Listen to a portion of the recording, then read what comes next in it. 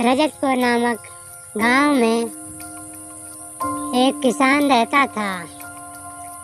और वह बहुत मेहनती था और उसके साथ में उसकी पत्नी भी रहती थी। दोनों ही बहुत प्रसन्न थे और वह सुबह जल्दी उठ जाता था और अपने बैलों को लेकर अपना खेत जोतने के लिए निकल जाता था और उसका खेत गांव से काफी दूर था और वह पूरा दिन अपने खेतों में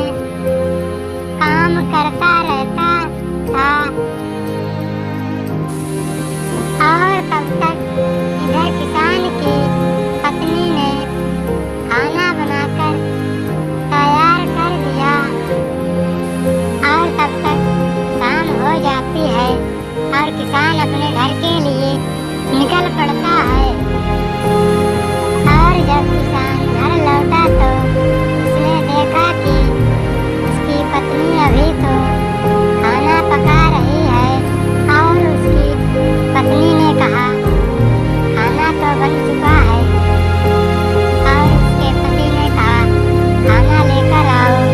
और भोजन करने के लिए बैठ गया और वह भोजन करने लगता है। भोजन करने के बाद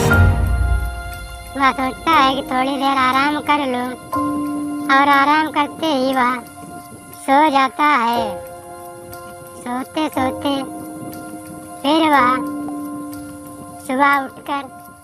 बैलों को लेकर और कंधे पर हल रखकर वह फिर से अपने खेत के लिए निकल आता है और वह फिर से खेत में काम करने लगता है और पूरा दिन ही वह खेतों में जुटा रहता है और वह फिर से खेत में काम करने के बाद घर के लिए चला जाता है और फिर से वह खाना खाने लगता है और खाना खाने के बाद और वह थोड़ी देर आराम करने लगता है। आराम करने के बाद वह सोचता है कि क्यों ना हम अपना खेत देख लें और वह खेत देखने के लिए निकल आता है और जब खेत में पहुंचा तो उसने देखा कि बहुत सारे बैल उसकी फसल को नष्ट कर रहे थे और खा रहे थे और तभी वह वहाँ से उदास होकर घर को आता है और वह अपनी पत्नी को ये सब बताने लगता है और बहुत ही उदास होते हैं और दोनों ही बैठकर रोने लगते हैं और सोचते हैं कि क्यों ना हम दोनों अपने गांव के सरपंच के यहाँ मदद मांगने के लिए चले और दोनों ही चलते हैं और रास्ते में पहुँचते हैं। जैसे ही दोनों आपस में बातें करने लगते हैं और तभी एक साधु इधर से